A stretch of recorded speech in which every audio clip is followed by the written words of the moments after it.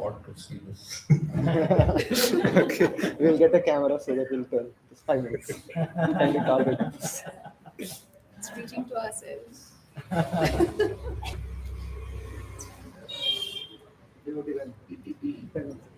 Say, I'm just commenting, I keep commenting, don't worry. Hare Krishna. Sono Jnana-timirandasya Jnana-anjana-shalakaya Chakshurunmilitam Yena Tasmai Shri Gurave Namaha.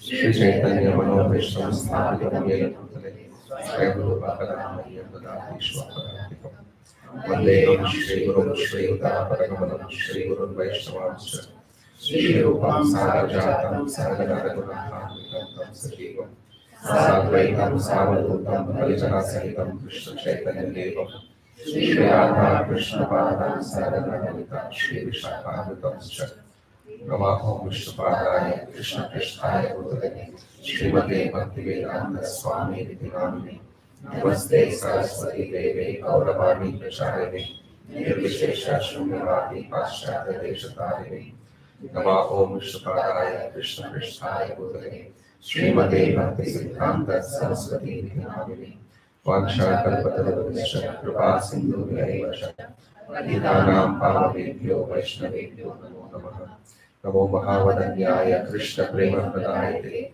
Krishnaya Krishna Chaitanya Namine Gaurapushye Namaha Panchatattvatmakam Krishnam Bhattarupa Swarupakam Bhattavataram Bhattakhyam Namami Bhattashaktikam He Krishna Karuna Sindhu Dinabandhu Jaganpate Gopesha Gopikakanta Radhakanta Namostate Bhaktakanchana Gaurangi Radhe Vrindavaneshwari Vrishabhanusude Devi Pranamami Haripriye Jai Shri Krishna Chaitanya Prabhu Nityananda Shri Advaita Gadadhar Shivasani Gaur Bhaktavinda Hare Krishna Krishna Krishna Hare Hare Hare Rama Rama Rama Hare Hare.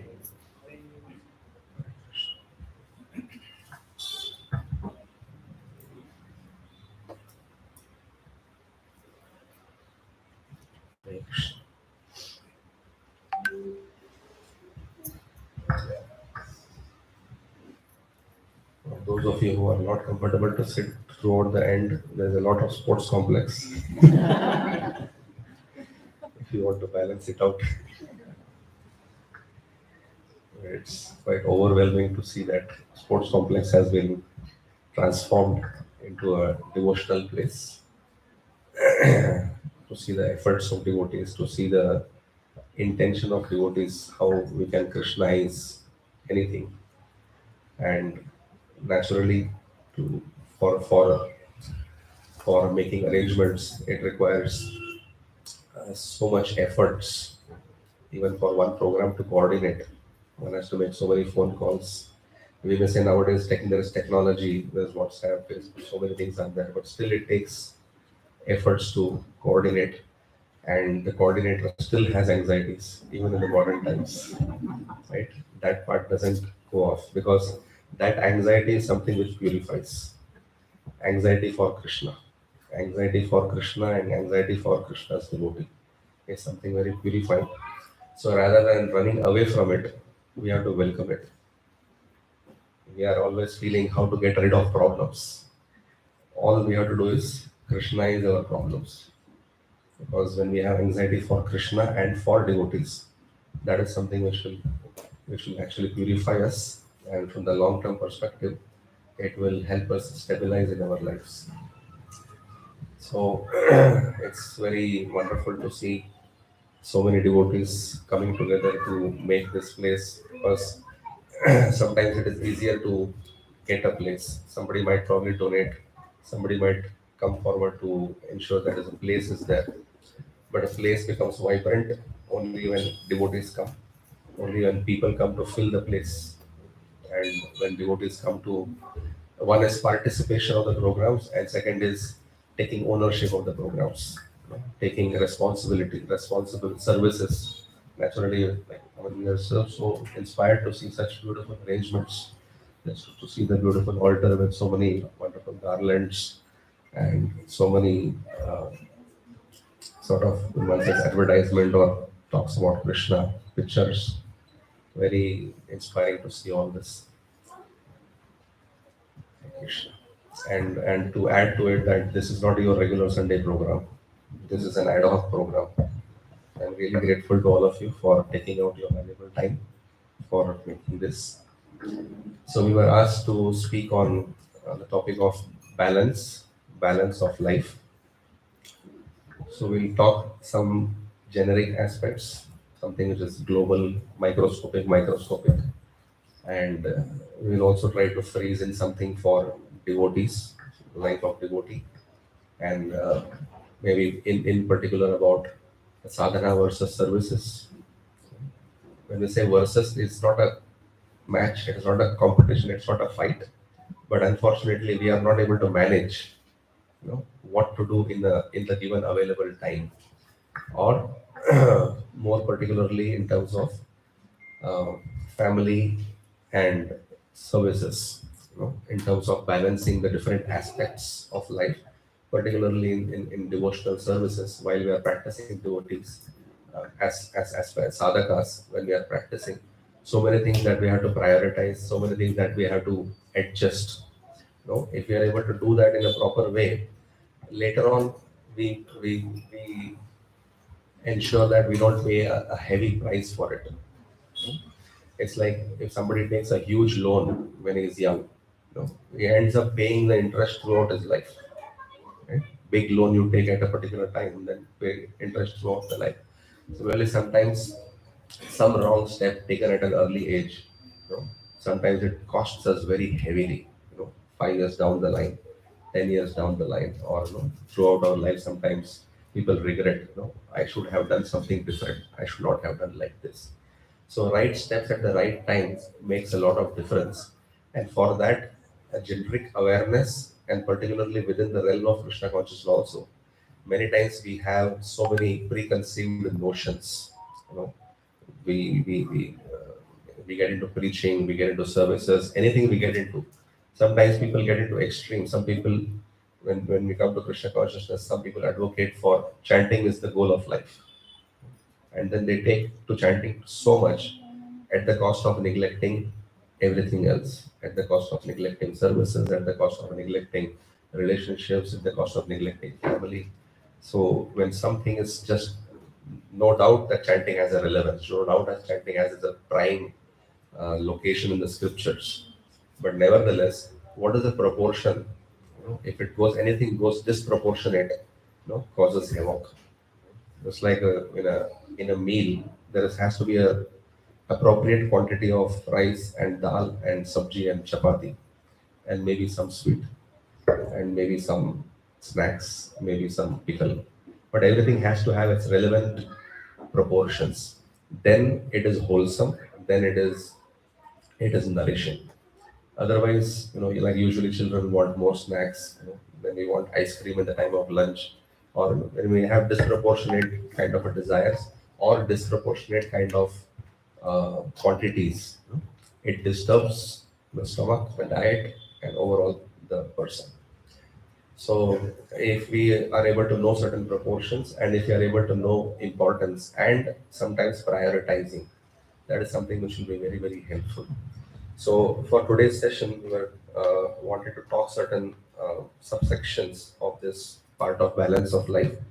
So one is we'll be talking about where is this balance required, where in life is this balance required, when is it required, why is it required, how to identify whether things are balanced, or how to identify it's actually imbalanced, either right way or the wrong way. How do we understand there is a problem? How do we identify there is a balance or an imbalance? And we'll try to talk about immediate family to a larger family, small family to a bigger family. And towards the end, we'll talk about some tips of how to balance.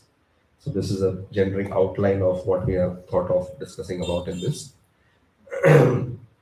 So something I will speak and something she will speak. If only I speak, it is not balanced. I can't do this topic alone.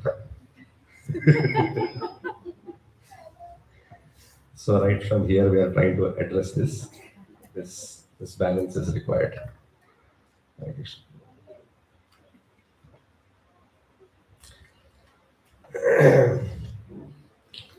Hare Krishna. So, in terms of where do we see balance is required? Practically everywhere in life, there is some level of balance. As I said, whether it is microscopic to a macroscopic level, there is proper balance which the Lord has made. Ecosystem we talk, or we talk about the planetary arrangements. You ever find there's a traffic jam between the planets? There's an accident between the planets while they are revolving. Pluto crashed with Neptune. You don't hear all that because there is a proper orbit, there is a proper timing arrangements, everything has been made by the Lord. Of course, even when we say accident, accident is something that we don't understand. But from the Lord's plan or from the perspective of karma, things are working as per ordained. What we are able to see, it seems like accident because we are not able to make sense out of it. It's like when a child sees an embroidery from below, when the mother is knitting, and when the child sees that embroidery design from below, if anybody has seen it backside, so for the child it is from below, it looks very shabby. There's no uh, logic, there is no coherence, there's no harmony in the way the stitching from below, from the backside. But from the front side, it is beautiful design is there, which the child is not able to see. So accident is something which from our side we are not able to understand, but from the Lord's plan, things are ordained. Or if it is based on the laws of nature, material nature, then again things are ordained. Things happen as per the plans. So even if we talk about right from breathing onwards, there is inhaling and exhaling. If there is only inhaling, it will become balloons. So it requires that balance. Anybody who teaches yoga, they have kind of exercise. Inhale. Sometimes they use numbers. One, two. Exhale. 5 seconds you exhale and all that. So it's part of it. It is if it is one-sided, it's not sustainable. The moment we talk about balance, the topic talks about sustainability, long-term perspective. It's like, somebody may say, I can stand on one leg. Yeah, but how long? Is it sustainable? Is it long-term perspective? So the reason we talk about balance is it's a long-term sustainability. And devotional service is not a stint. It's not a 100-meter race. It is it's an Olympics marathon, right? It's a marathon. So it's meant for life, and if we have not completed it, then it goes for lifetimes. Otherwise, it's at least meant for this entire lifetime at least. So we are talking about a long-term perspective of practice of devotional service. So whether it is breathing, whether it is even Krishna's arrangement, the air is in the body. Samana, Apana, Udana. There are airs which actually balance within the body. And when Lord Chaitanya Mahaprabhu returned from Gaya, when he met Ishwarapuri, and after that he was so overwhelmed by association of Ishwarapuri, and he got so absorbed in devotional service that he just started speaking about where is Krishna, where is he was like searching literally searching where is Krishna. He was asking anybody where is Krishna, and people of Navadvip earlier they knew him as Nimai Pandit, grammar scholar. And suddenly what happened, and in local language people say, Pagal ho gaya. What? He was a scholar, suddenly is now talking about Krishna. That's what happens when a new person takes to Krishna consciousness, when he goes to his family, when he goes to his friends. He's like so excited. He's so excited, and sometimes we call it a little fanatical zone. But he's actually so excited to talk about it. And worldly people feel, Gaya comes. He was a very good boy earlier. He used to come for playing also. He was a good student. Now suddenly what happened? He only talks about Krishna. So when Mahaprabhu spoke, where is Krishna? People were actually feeling something is wrong. Some of them came up with a theory that he should have Vishnu oil, apply Vishnu oil on his body, and he'll get cured. Somebody come and said, no, no, Shiva ghee. You have to apply this, then his body will get cured. Somebody said actually there is an imbalance in his airs. There's imbalance in his airs. Vat, air movement is imbalance. So basically, when there is an imbalance, people then they sometimes they call it a satya aa gaya hai. Just not able. He's not talking. He's not in his senses like that. Of course, nothing applied for Mahaprabhu. Mahaprabhu was in an ecstatic state of mind, yeah, as Lord Krishna himself, but now he wanted to practically demonstrate and freely practice the devotional services. And now he was about to inaugurate the Sankirtan movement. But just wanted to mention about how when there is imbalance in the air, causes disease. When you go to an Ayurvedic doctor, they'll say, Vata